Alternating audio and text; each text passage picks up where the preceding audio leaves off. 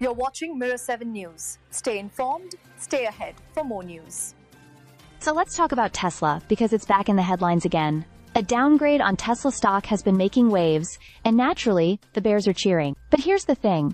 This downgrade isn't the disaster some people are making it out to be. In fact, the case for Tesla staying strong is still pretty compelling if you actually dig into the bigger picture.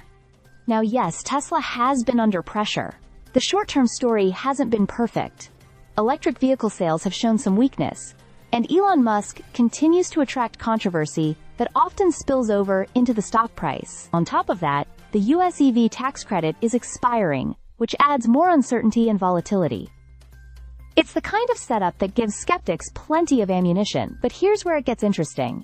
Despite those headwinds, Tesla still has something most competitors can't touch: pricing power and a resilient brand. Think about it.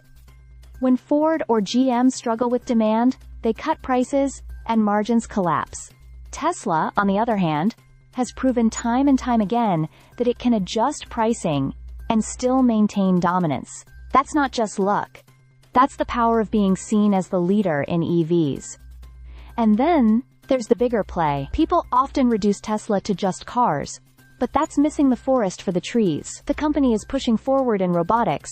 With its Optimus project, it's making strides in artificial intelligence, and it's building an energy business that could rival its vehicle segment down the line. If progress is made on robotaxis or humanoid robots, that could change the game completely, and suddenly the valuation doesn't look so stretched. Now let's be clear, the stock isn't cheap.